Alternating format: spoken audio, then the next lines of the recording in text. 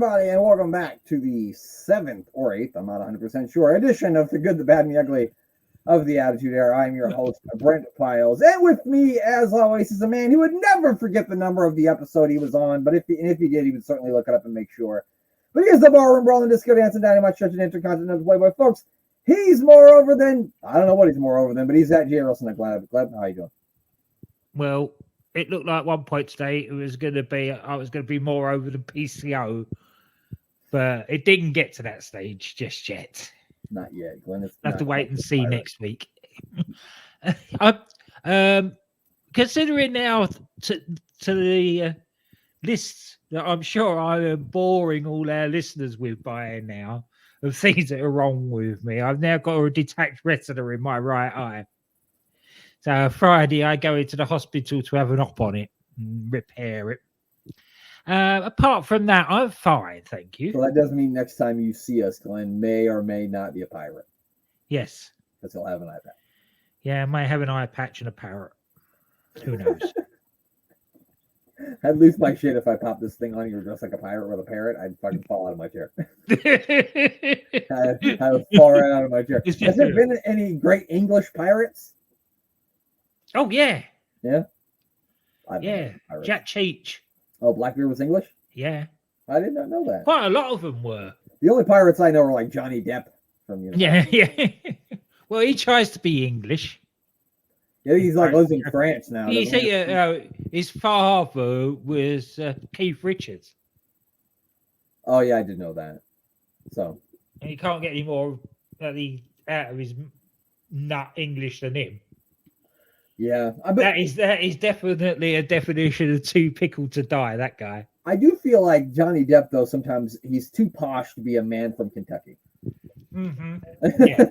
And I'm not throwing any shade at Johnny Depp. Johnny Depp's fine or whatever. I don't like hate him or anything, but he's too posh for a man from Kentucky. It could be that he's just a very good actor. Yeah, and he's just doing it all the time. Yeah, that could very well be. That's a good point. That's a good point. So the North London Derby's this weekend, Glenn, and yes. Unfortunately, our midfield is going to be in shambles because, of course, we've got no Declan Rice because he was sent off, which we've already talked at length about that. So I don't really understand why they didn't appeal that. I read that like a panel of people for the Premier League looked at it and said that the referee had no choice but to send Rice off. Oh, that's it. Compound the issue. That is wonderful.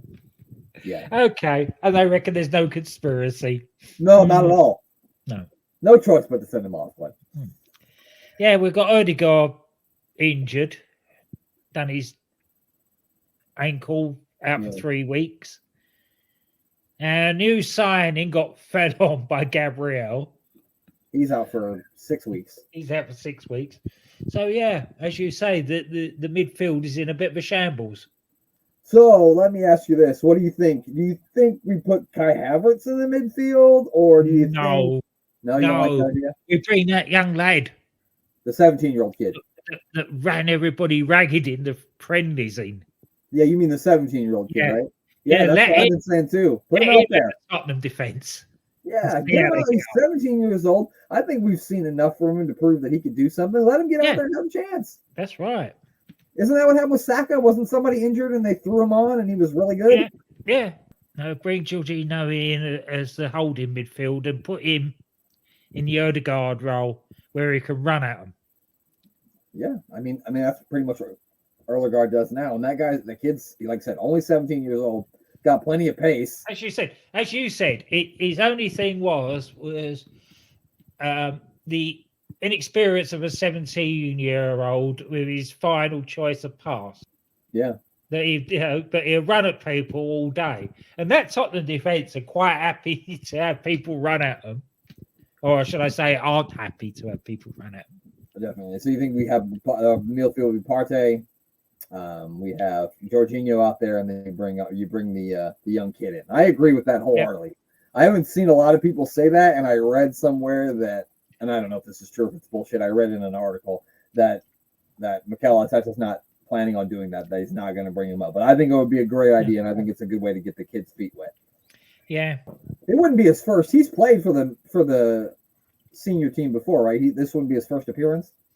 in a Premier League match? I don't know if he's played in the league game before, but he certainly played in the friendlies, the League Cup last season, and in the friendlies. Oh, okay. Yeah, I knew he was in the friendlies, but I wasn't sure if he had made any.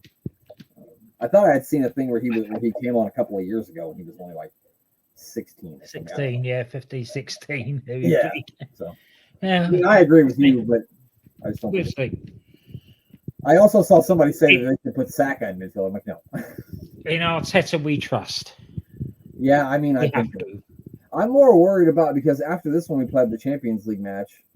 I guess the team that won the Europa League last year.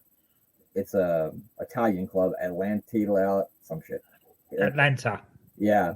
I wanted to say Atlanta, but I thought there was no way that was the name. Yeah, no, it's Atalanta. Yeah, but the thing is we'll have Rice back for that. That's true. And then you have Manchester City coming up the week after that. And people forget though, Erdegaard did miss, I think, 2 or 3 matches last year, and so we have played without him before. Yeah, so. Yeah, it was. He wasn't missed, so we'll see. We'll just see. That's all we can do. North London derbies are an animal of their own anyway. Yeah. When you have matches like that, it doesn't really matter like which team. No. Oh God, no. The form book goes out the window. That's like over here. Every time it's a rivalry game, like Duke and North Carolina, one of them could be having a terrible season, but when they play each other, it's going to be a good game because it always is. And because the one team is always going to raise their level higher because they know they're playing against their rival. At least you should be doing that, or I don't know what you're doing in the sport. That's it. But anyway, let's get into it, Lenny. Yep. Go back to February the 9th, 1998. For the Roberts Municipal Stadium, I would not refer to this place as a fucking stadium, would you? No, it's a small arena. It's not a stadium. Certainly not a stadium. To me, I know like there's a lot of places that like in the 80s and 90s they did call arenas stadiums, but that's just weird to me. For it to be a stadium, I feel like it has to be like a place where you could hold like a football game or a soccer game or something like that. Not that's right, yeah. Football game. No, yeah, baseball stadiums you don't have. Yeah, you don't have wrestling stadiums. Wrestling stadiums. Well, you do. You have basketball stadiums.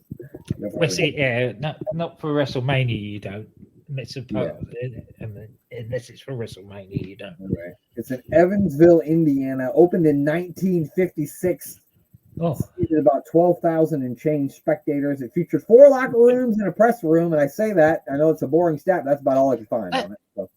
Those stats sound like an arena to me. That didn't sound like a stadium at all. 12,000 plus change. No, that's not a stadium. That's an arena. Stadium at all. So it held a few episodes of Superstars of Wrestling in 1995, an episode of Monday Night Raw from May 26, 1997. So we absolutely saw this place before in Rolling to Attitude.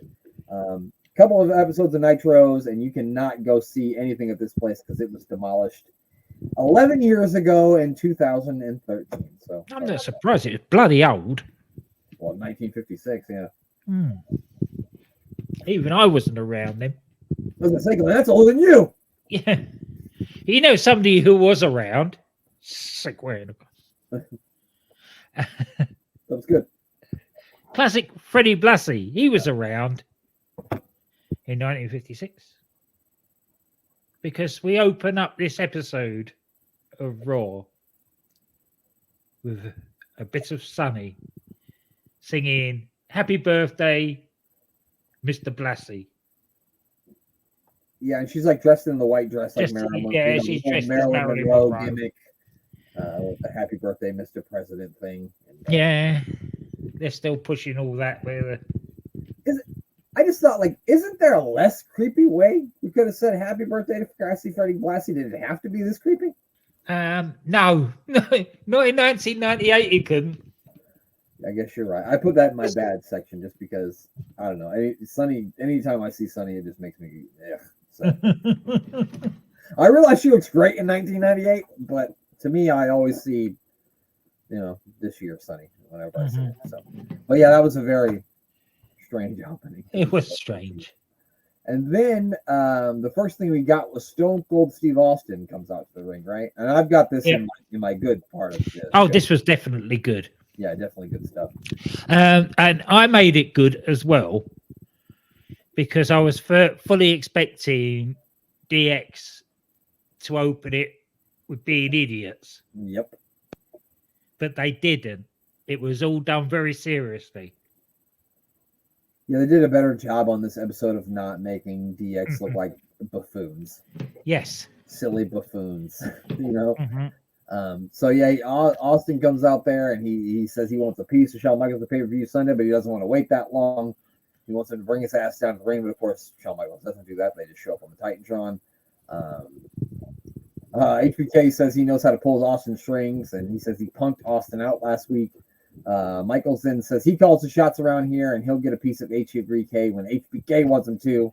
But then Austin says, well, I know you wouldn't come out here for nothing because you know I'll beat your ass, so I got your belt. Basically, he's telling him that he stole the championship belt. Michaels is like, no, you didn't. It's right here. He reaches into his bag and pulls out the toy belt. As if he didn't know. Because you wouldn't be able to feel the difference between No. and then when Austin came to the ring, did he have the bag with him? Because I don't remember having a bag in his hand. Yes, he did have the bag with him. I was probably high that day too, Glenn. So yeah, he stole the belt. Austin says if you want it, you can come get it. And yeah, he starts freaking out, and Austin says, I'll give it back to you, but you have to come out here and you have to ask me real nice. Mm-hmm. Yeah. Of course he's going to do that. Yeah, I mean, and I thought that was a fucking pretty goddamn cool way to open the show, and I enjoyed that a lot. Which, as we got more good than bad this week, can we jump to the end?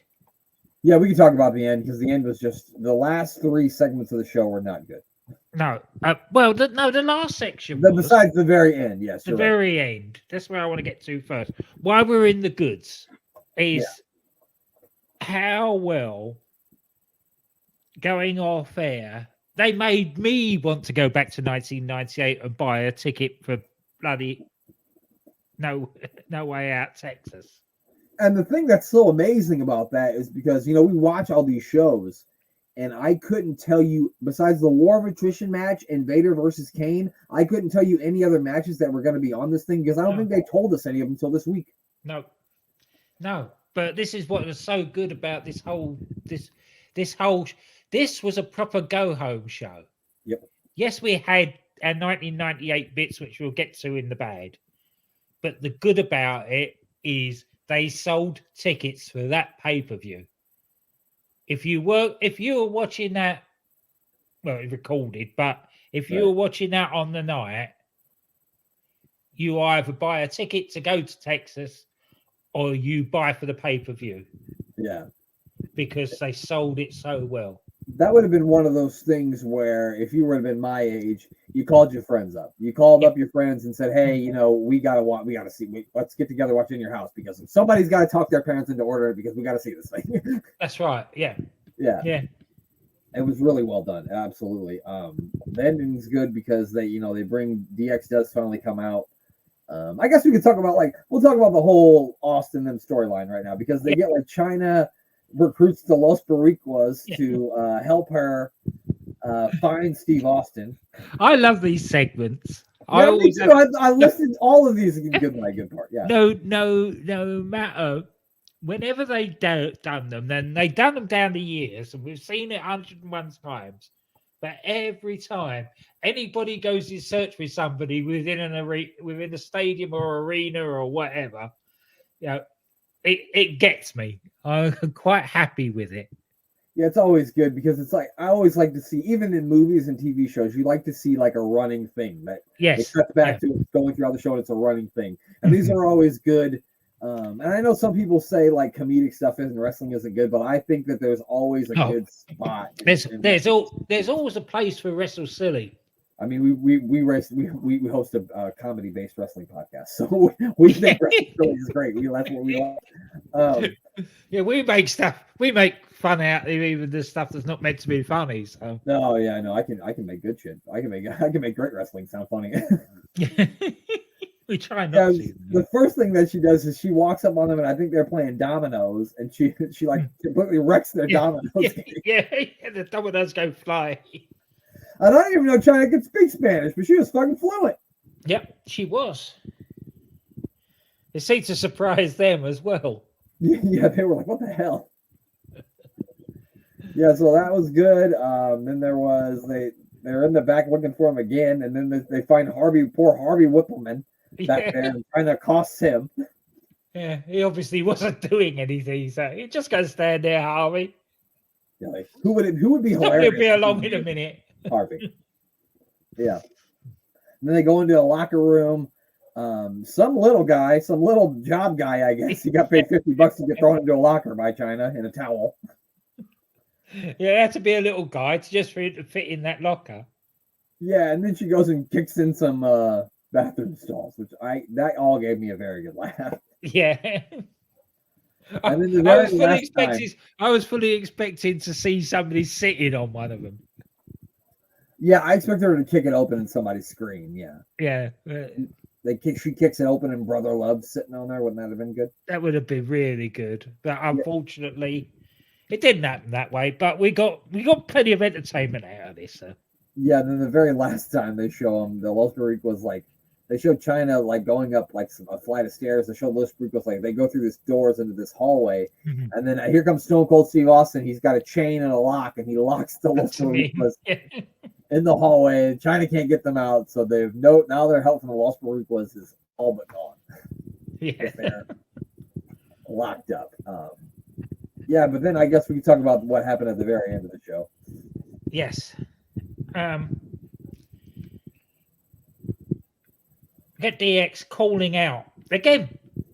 For them, a fairly serious segment.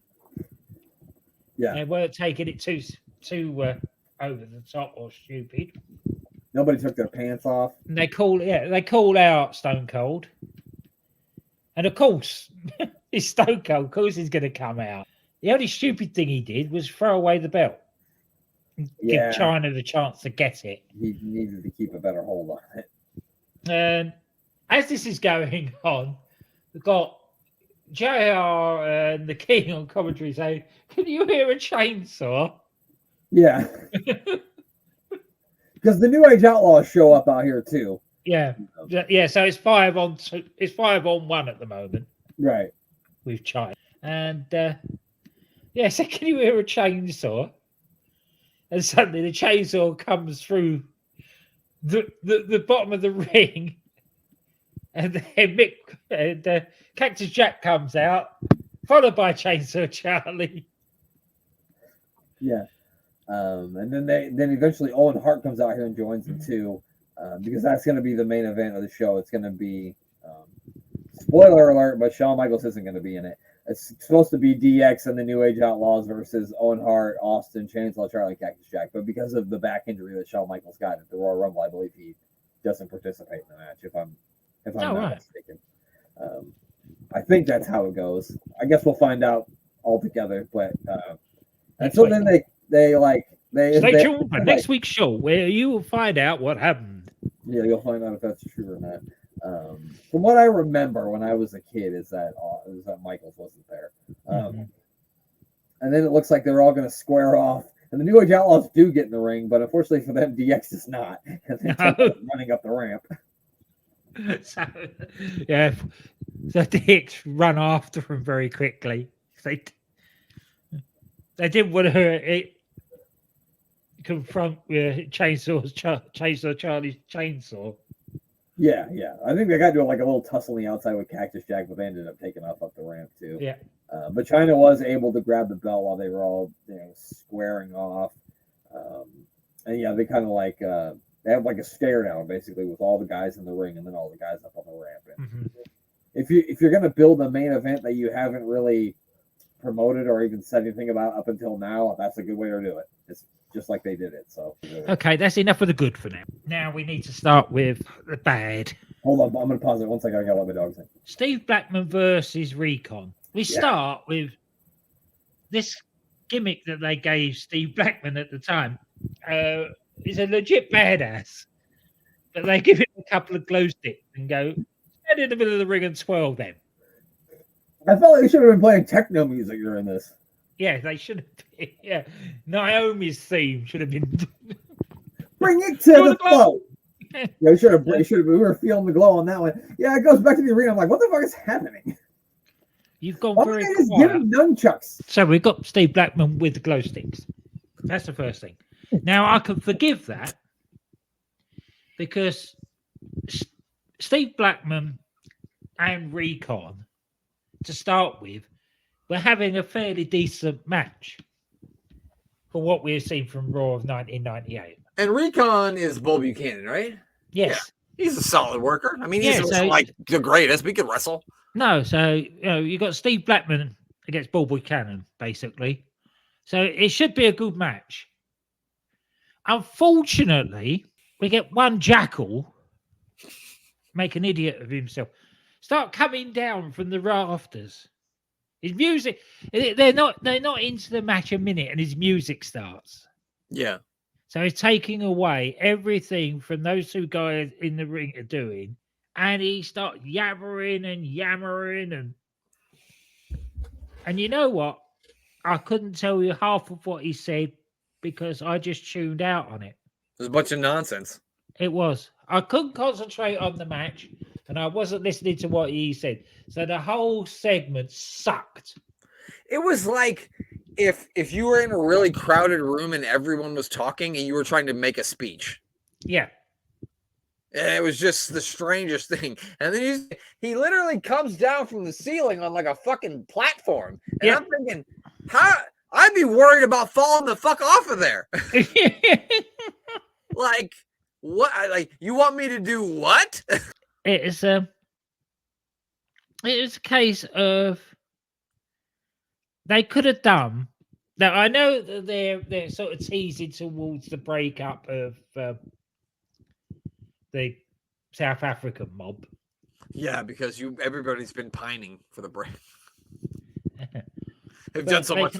They could have done this so much better with Recon losing the match, and then Jackal coming out and punishing him and slapping him and embarrassing him. Yeah, Rather than all that nonsense going on while the match was trying to happen. Yeah, I don't get what the point of it was. I mean, if they were trying to get the Jackal over or Recon and Sniper or any of these fucking people, they didn't do a job of that. And then you got this new guy in that they're trying to do something with, Steve Blackman, obviously, because they've given him glow sticks and told him to go out there and entertain the people. And this is what they give him. They put him in this, and the fact that he won the match doesn't even fucking matter. The only thing you think about is the guy talking nonsense, rappelling from the ceiling, and he had fucking glow sticks. So they should have just put this on Shotgun Saturday Night. Yeah. So this was a bad with a very big B. I put this in the ugly section because it was just... Well, it was that as well. It was bad and it was ugly. It was all of the above. I had some stuff, though, that I thought I didn't think it was good nor bad, but I did think it was at least decently done. And the first thing was the opening match between the Legion of Doom and Barry Windham and Jeff Jarrett. I thought at least it was four solid workers in this match, so there's no reason why it shouldn't have been a decent match. No, that's right. Right, what was your second of your bads? Oh, the other bad that I had was the New Age Outlaws thing where they like came out onto the ramp and they were talking about what they did to Cactus Jack and Chainsaw Charlie. They were like, don't you think the crowd voted with their feet on that one? Yeah, I would say yes. I think that was a bathroom break because there was hardly anybody in that arena and nobody was making a noise during that whole segment. They were like, well, maybe we should either, go get a hot dog or go to the pisser right now because and it's a rare miss because most of the time, when we see the New Age Outlaws out here, they're usually pretty good. And the stuff they do is pretty good, but I don't know like what was supposed to happen here. They bring another dumpster out here. They call it model number 69. 69. Yeah. Well, they had to do it. You've got DX and you've got the New Age Outlaws. One lot of them had to do it sometime during this. This is the first time we've not had DX in the bad or downright ugly pile at all. So it's a good point. DX had to make it. So New Age Outlaws had to make it rather at some point. It was, and then they pushed this new dumpster off the thing, and then they've got like crash test dummies inside of it. And they're dressed like fucking And they start giving And them it's all- mouth to it's all- mouth. is that a body part? Oh no, it's a hot dog. Yeah. No, that was not funny. Fuck It off. was, it was not good. Yeah. So that was another ugly thing that I had. What else you got? Going into the sort of the grey area, it wasn't bad, but it wasn't great. Was Faarooq with the Nation of Domination beating Ken Shamrock with Chainz with the Disciples of the Apocalypse and Ahmed John. It wasn't a bad match. You wouldn't expect it to be a bad match with those two. Right. It was just the end. With The Rock using the chair. And I suppose it was the last chance that they had to show all these people off before this annihilation. War of attrition match. Whatever it was. Yeah. They could have done it better. That's all I think. I mean, the one thing on this has made me cringe is that stiff fucking chair shot that The Rock. Oh, the forehead! Oh, It didn't even. It wasn't even a back of the head or the back. yeah. He hit him square between the eyes. Like just knowing what we know about like head trauma and CTE and stuff like that. When I go back and I watch stuff like that, it just makes me cringe because you're like, oh man. Especially we had to watch it this week after it being highlighted so much over the weekend about chair shots. Was there stiff chair shots this weekend? No Way Out. Not talking about on you talking about AEW? AEW, yeah. No, I didn't realize they had a show this weekend. Mm-hmm. Yeah, it was all out. Is that the one they had in England? No, that was All In. How long ago was that? That's 2 weeks ago. So they had 2 pay-per-views in successive. They always do. No, they normally do it back-to-back weeks, but they gave us a week's break this time. And they charge $60 a pop for those. Yep. Well, if you're able to do that out there, people, then I congratulate you because you are way richer than I am. You've got way more money than I do. It's certainly more than me. Yeah. Yeah. So that's why it sort of gets into the grey area between good and bad. It could have been a good match, but there was some bad bits. Yeah, and I guess it does further them. And it furthers the. Yeah, and then like Shamrock snapped at the end, and he like, slams a referee, and then he even slams Chainz, and then the Harris twins and Ahmed Johnson have to hold him down so that he doesn't. Yeah. I also thought The Rock was funny at the beginning, where he's like, "Everybody wants to know what I feel about human cloning." He's like, "I'm in favor of it, but it needs to be very, very selective because I haven't seen one person in Evansville, Indiana, who's worthy of being cloned." No, the only one is me. The only person in the world is him. He said, "Yeah," which I thought that was pretty funny. Yeah, I had that listed in my decent section too because I couldn't. I like some of the stuff I wanted to say was good, but I was like, I can't in good conscience say it was good because it wasn't really good. No. Yeah. They were poor. And then I had one more bad, which was the second match of the night: Henry O. Godwin versus Quebecer Pierre. Yes. Who am I supposed to root for? Anybody? Well, I suppose it's PCO or Quebecer Pierre as he is here. Yeah. Because the Godwins are all out and out heels now, using the stock buckets and everything. But Glenn, these guys are from Canada, and these hog farmers are hog farmers. I mean, I can relate more to hog farmers than I can guys from Canada. Of course you can. And the faces from Canada, in inverted commas, faces. Yeah. They were the first ones to use the sock bucket as well. They did. Apparently. So they used heel tactics on the heels, and the heels retaliated. There's something wrong there. But good news, Glenn. I got good news for you. The good news is the Godwins will be taking on the Quebecers at No Way Out. So, all right. If you already didn't want to buy the pay-per-view or get a ticket, if that doesn't get you in the door or want to buy the pay-per-view, I don't know what will. Exactly. 2 heel teams taking on each other in a tag team. Yeah. You know what they should do? Bro, put the bucket on a pole, bro. Yeah. No, the first person to get the bucket down and use it, bro. Yep. I like it. That would be great. It would have been better than whatever happened. Yeah. Yeah. I mean, the match wasn't terrible, but I put it in the bad section just because this is fucking stupid. Yes, yeah, it was It's stupid. fucking feud. What did you think about the press conference? I thought the press conference was good. I did as well. Yeah, I thought it was pretty it would go in my good. They actually did a good, legitimate job of that and selling Mike Tyson, getting in between Stone Cold and HBK. Yeah, I thought some of the back and forth stuff was good, and I mean, they showed you on the thing that was all over the place. That was all over any newscast that you watched. Yes. They talked about God, that. yeah. Oh, yeah. At that point in 1998, wrestling was kind of getting mainstream coverage, but not like that. No, but they had Tyson, so Yeah, that was a master stroke on both of their parts, on Vince and what's it, King? Don King. Don King, because Tyson was sort of in the doldrums as far as boxing went, with all the controversy and everything. Yeah, he just didn't pull his ear off, so Yeah. he wasn't going to be able to box.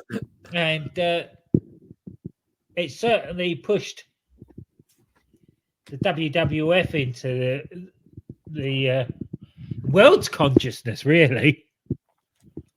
It was outside of wrestling fans.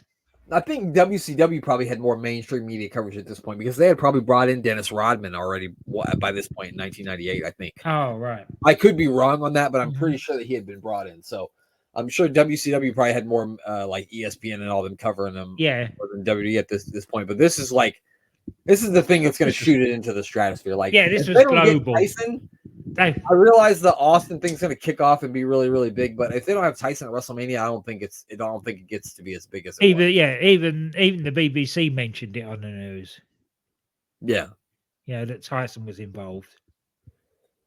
Yeah, I mean, I wish I could have found a video where I could watch the whole thing, just because the highlights of it were so entertaining that I thought it was good. Yeah. Like we had some good back and forth. HBK called Austin the Latrell Sprewell of the WWF, and then Vince McMahon is the PJ Carlissimo. Do you know that story, Glenn? I don't know. Okay, so Latrell Sprewell was a basketball player in the NBA. When he was playing with the Golden State Warriors, he got upset with his coach, PJ Carlissimo, throwing him out of practice. He left. This is the craziest part. He leaves, right? Yeah. And then is gone for a few minutes and then comes back into the arena and grabs the coach and chokes him. Nice. Yeah. So, yeah. So that is so stone cold. Yeah. Yeah. The craziest part about it is that he had time to go and calm down about it. And he came back and thought about it, and then came back and strangled him. I have many times in my life thought, I'm going to fucking choke this person. And then I've left. And then I didn't do it. I never have come back and choked him. I never have. Not yet. And I'm a hothead. So that's the kind of person that Latrell Sprewell was. He's been on Crime and Sports, Glenn. Absolutely. I love it. But yeah, I thought this was really good. It was awesome. It was really good stuff.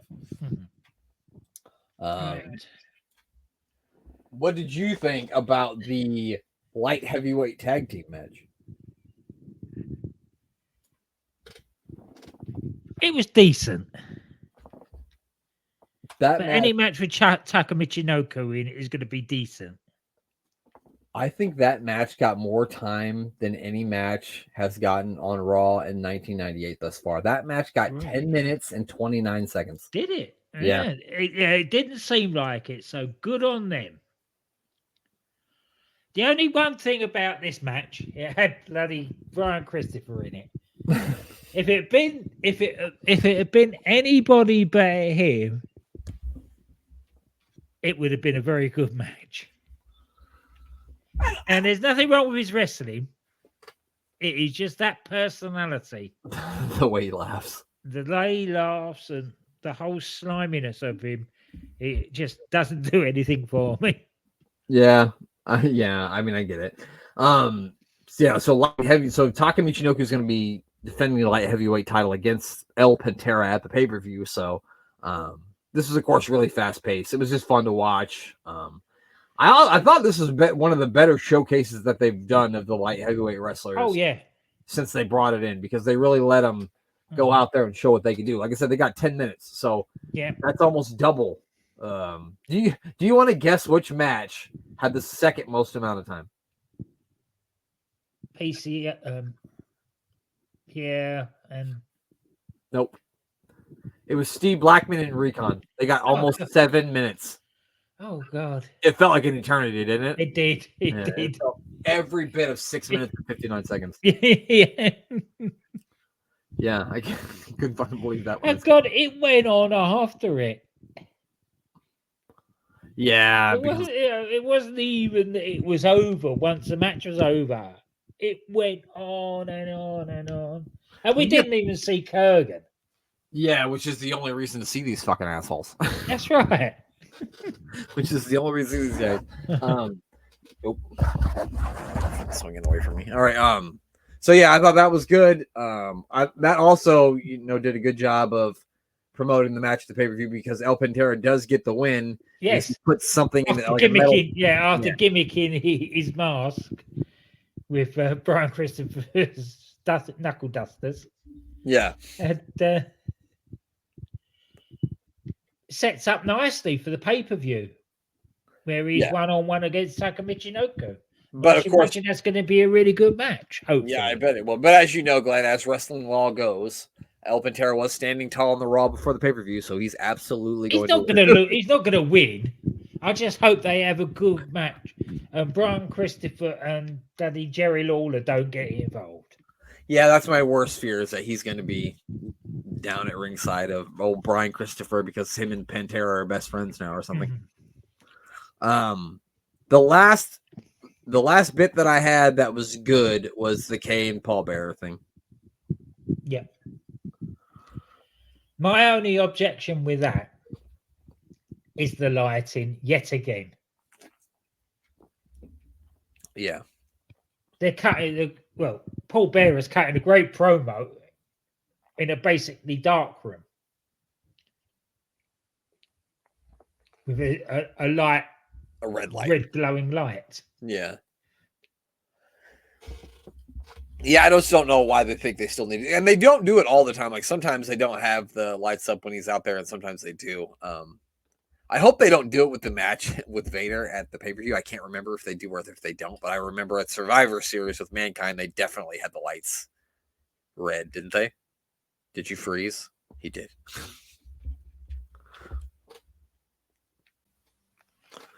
Yeah, so hopefully they don't have the stupid red light with the Vader match on at the pay-per-view. Yes. Yeah, they can't wrestle in that light. Yeah, because the only match having him menacing and the rest of it, but the only match we've seen him have is the one with Mankind, where they definitely had the red light on the whole time. Yeah, that wasn't cool. So hopefully that doesn't happen.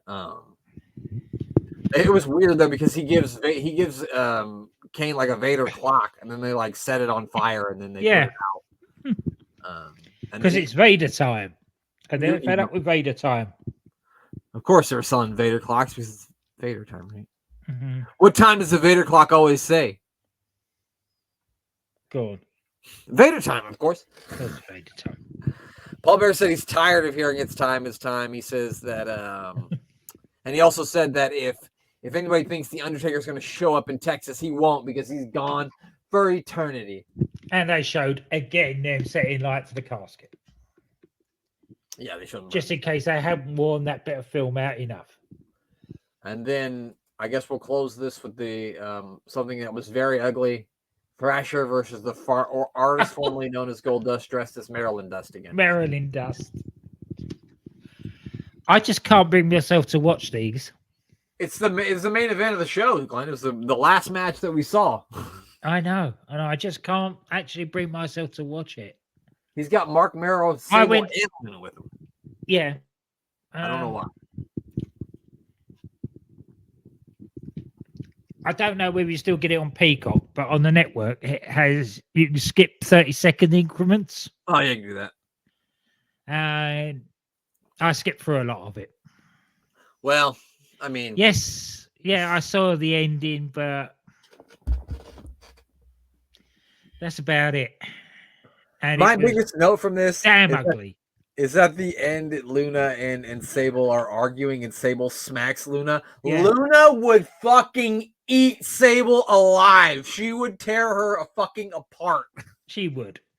If I was Brock Lesnar, I wouldn't fuck with Luna Vachon. You understand that? I wouldn't know. No, you wouldn't. I can't believe that.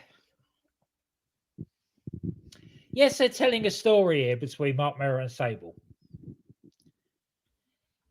But why did everybody in that ring look like they needed a good wash? Everybody did look like they needed to be hosed off. Yeah, everybody with Sable. Yeah. Everybody in there looked sticky. Yeah. It definitely did. The bad news is I'm pretty sure this whole Mark Merrow, Sable, Goldust, Luna thing is going to keep going on. So, Oh, well. but all in all, you can't have it all smooth every week. It all can't be roses. That's why we've got it out. That's why we've got an ugly section, especially for Goldust, or the artist formerly known as, or Marilyn Dust, or whatever it's going to be calling himself next week. Right? Who knows? Who knows? Yeah. So, but all in all, I thought this was a really good go home show for a pay per view, which they don't do that very often. No. But now, Glenn, let's have a look at the TV ratings, which I had it exactly where I needed it, but now for some reason it's moved. I am not 1997 anymore. I'm in 1998. So February 9th, 1998, the WWE dropped about 20 points as they did a 3.19, and WCW dropped about the same amount of points, about 29 points, as they dropped to a 4.61. So I don't know if there was like a basketball game on that day or something like that. Must be some sport or something special on that people didn't watch the wrestling for. Yeah, and I'm actually surprised to see that there is actually no Raw next week. So there's no Raw after a pay-per-view because WCW is running unopposed next week. Okay. Which they only did a 5.11 for unopposed, which you would think they would do more since they did a 4.61 while Raw was on, but maybe, like you said, maybe there was some big sporting event. Maybe the Winter Olympics. I don't know. I'm not sure when the Winter Olympics run. So no, but there was something obviously that was causing that. So, but let's hear some of the matches that were on there. These cards are so loaded because these are 3-hour shows. I always forget that. The opening match was Steve Mongo McMichael defeating Glacier. Conan then defeated Norman Smiley. The Disco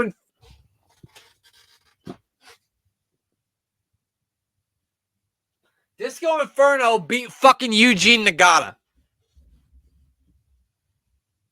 No. No. I'm not having that. No. Just then. God damn. Oh. Chris Jericho and Eddie Guerrero defeated Chavo Guerrero and Dean Malenko. That was probably a hell of a tag team match. Yeah. Juventud Guerrero defeated El Dandy Glenn. This was the infamous night that Bill Goldberg wrestled Steven Regal. It was February 9th, 1998. Oh. We will absolutely watch this match one day. We have to. Yes, we got to. Crime and Sports alum Chris Gentleman Adams defeated Louis Piccoli. Yeah. Saturn defeated Ultimo Dragon. Randy Savage defeated Hollywood Hogan. Wow, what a match for Nitro. And the Steiner brothers defeated the Outsiders to become the World Tag Team Champions. So I'm a pretty stacked show. Yeah. So I don't know. I like the Raw we watched, but I also think I might want to watch that Nitro too. That Nitro. Apart from Disco Inferno. Oh, yeah, never mind. I forgot. Thank God we watched Raw because we got to watch Disco Inferno beat a legend like Eugene Nagata. You got to be fucking kidding me. Shit. Fuck, that's got to be Terry Taylor, right, Rob? That was Terry Taylor? That's got to have been, isn't it? Well, that's it, Glenn. That does it for this week's show. Yes. Who are you going to plug before we get out of here? Well, you just mentioned Rob, so we better plug Rob and Dan. Up booking the territory, doing the first and last of wrestling. At the moment, they're into Unstacking the Dadatory, the Road to Wembley, 1981. I think they're in 1979 at the moment. I think it's right. Big Daddy and Giant Haystacks, and 18 million viewers watching them wrestle in Wembley Arena. being the elite Gator Golf. They finished up Series 2 of that. They put the Gator Golf clubs away and did nonsense in the clubhouse. That's what I say about that. And of course, The Doctor Who podcast with Danny Inside. That's on SJP World Media. coming back next Monday, their first episode of their new series drops next Monday. Oh boy. And of course, DCT Wrestling with DC and Doc. Make sure you give all those fine people a follow and a listen. And of course, give a follow to our friend, our co-host, the Mayor of Canton on Twitter. He is at Mayor of Canton. He does a meal with the mayor every Wednesday where he eats ice cream, so I don't have to because it makes me have diarrhea. Sorry if that makes you feel better. But yeah, check that out. Follow the mayor. And of course, check out Sports Wire Radio. Give our buddy Thomas Bryce a follow on all social media platforms. Make sure you check out the website. I almost said the red site, which isn't a thing. The website, Sportswire Radio with a Z.org. Hit that listen live button. You can hear many great podcasts, such as ours. And of course, I will have 2 episodes of the Life and Times of Psycho Sid out with you for you this Friday. We recorded one on Saturday, but I haven't edited it yet. Been a bit busy. It was my son's 16th birthday yesterday. But so I'm going to put 2 of them out on Friday. We will record another one this Thursday. We won't have a regular show with the mayor this week because, like I said, we usually do that on Tuesday nights, and it was my son's birthday, so we weren't able to record it. But you hear enough of me already, don't you? Yes. Out loud. Well, both of us, really. So Yeah. But that's it. That is all. The only thing left to do is for Glenn to say goodbye. goodbye.